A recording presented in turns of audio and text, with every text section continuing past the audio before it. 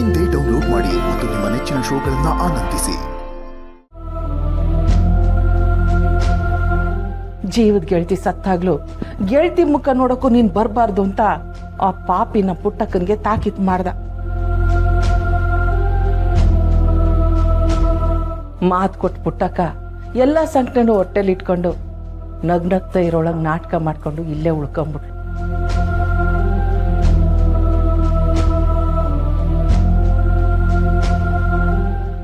ನೀನ್ ಕೊಟ್ಟು ಮಾತನ್ನೇ ನೆಪ ಮಾಡ್ಕೊಂಡು ಈಟ್ ವರ್ಷ ನಿನ್ನ ಈಟೊಂದೆಲ್ಲ ಆಟಾಡ್ಸ್ಬಿಟ್ಟವನಲ್ಲ ಪುಟ್ಟಕ್ಕ. ಇದನ್ನೆಲ್ಲ ಕೇಳ್ತಿದ್ರೇನೆ ನನ್ ರಕ್ತ ಕುದಿತೈತೆ. ಒಂದು ಜೀವ ಅಂತೂ ಮಣ್ಣಾಗೋಯ್ತು. ಉಳಿದ ಜೀವಗಳಾದ್ರೂ ಜೀವಂತವಾಗಿರ್ಬೇಕಲ್ವೇ? ಮಾತ್ಗಿಂತಲೂ ಮೌನ ದೊಡ್ಡದು ಅಮ್ಮವ್ರೆ. ಅದಕ್ಕೆ ಆ ಊರಿನ ವಿಚಾರದಕ್ಕೆ ನಾನು ಮೌನವಾಗಿದ್ಬಿಟ್ಟೆ. ನಮ್ಮ ದೇವೀರಿನ ಊರು ಬಿಟ್ಟು ಬಂದಮೇಲೆ ನಮಗೇನು ಕೆಲಸ ಅಂತ ನಾನು ನಂಜಮ್ಮ ಊರು ಬಿಟ್ಟು ಬಂದ್ವಿ.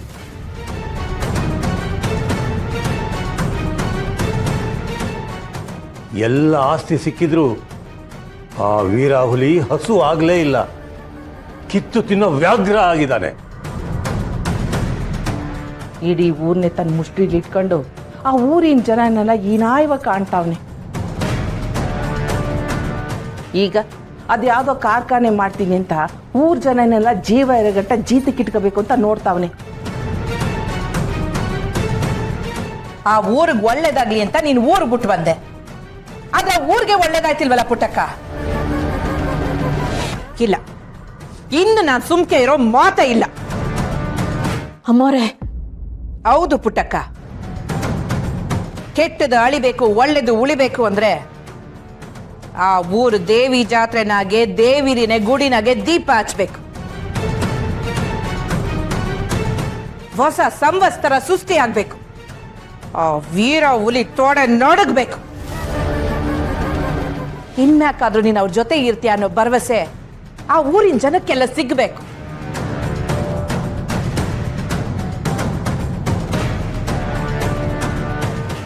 ಈಟ್ ದಿನ ನೀನ್ ಮಾತು ಕೊಟ್ಟಿದ್ದಲ್ಲ ಪುಟ್ಟಕ್ಕ. ಇನ್ ಮುಂದಕ್ಕೆ ನನ್ನ ಗೆಳತಿಗೆ ಎಲ್ಲ ಒಳ್ಳೇದೇ ಆಗ್ತೈತೆ, ನನ್ನ ಗೆಳತಿ ತವ್ರ ಮನೆ ಅವಳಿಗೆ ಸಿಕ್ಕೇ ಸಿಗ್ತೈತೆ ಅಂತ ನಾನು ಮಾತು ಕೊಡ್ತೀನಿ.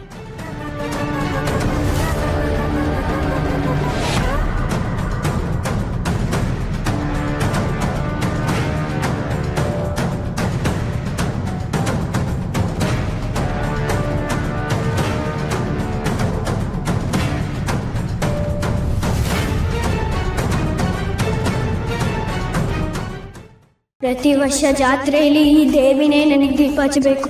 ಜ್ಯೋತಿಯಾಗಿ ನಾನು ಬೆಳಗಿದ್ರೆ ಮಾತ್ರ ಊರಿಗೆ ಬೆಳಕು.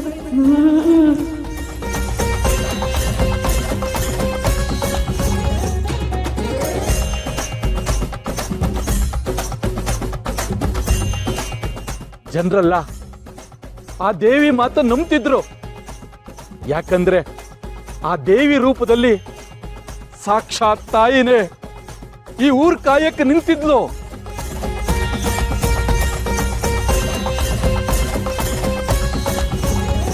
ಪ್ರತಿ ವರ್ಷದ ಜಾತ್ರೆಯಲ್ಲಿ ದೇವಿನೇ ಗುಡಿ ಜ್ಯೋತಿ ಬೆಳೆಸ್ತಿದ್ಲು.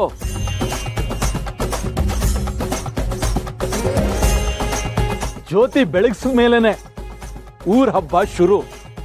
ಅದಾದ್ಮೇಲೇನೆ ಊರ್ ಜನ ಎಲ್ಲ ಹೋಗಿ ದೇವರ ದರ್ಶನ ಮಾಡ್ತಿದ್ರು. ಅದಲ್ಲದೆ ಜನರೆಲ್ಲ ದೇವಿನ ಸಾಕ್ಷಾತ್ ತಾಯಿಯಂತೆ ನೋಡೋದಕ್ಕೆ ಶುರು ಮಾಡಿದ್ರು.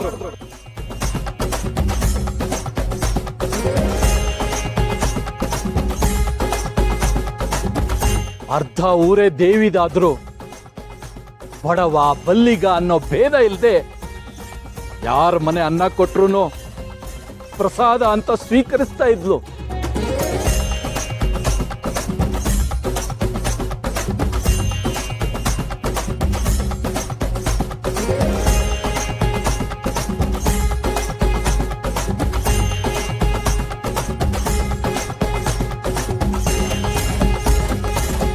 ಇದ್ದಕ್ಕಿದ್ದಾಗೆ ದೇವಿ ಮನೆಯವರೆಲ್ಲ ಕಾಯಿಲೆ ಬಂದು ತೀರ್ಕೊಳಕ್ ಶುರುವಾಯ್ತು.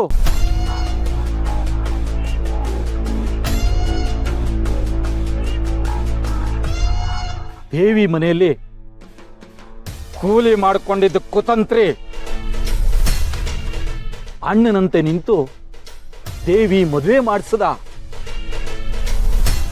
ಮಂಗಳಮ್ಮನಿಗೆ ಗೆಳತಿ ಊರು ಬಿಟ್ಟು ಹೋಗ್ತಿದ್ದಾಳೆ ಅನ್ನೋ ನೋವು ದೇವಿಗೆ ಅದಕ್ಕಿಂತ ದೊಡ್ಡ ನೋವು ಕಾಡ್ತಿತ್ತು. ಆ ಪಾಪಿ ಕುತಂತ್ರಿ ಮನೆ ಹಾಳ ದೇವಿ ಊರು ಬಿಟ್ಟು ಹೋಗುವಾಗ ಒಂದು ಮಾತು ತಗೊಂಡಿದ್ದ.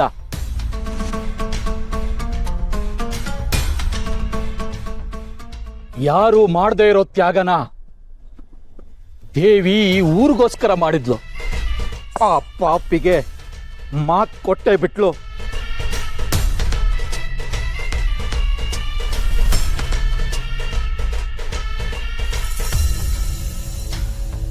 ಈ ಊರು ಬಿಟ್ಟು ಹೊರಟೇ ಬಿಟ್ಲು.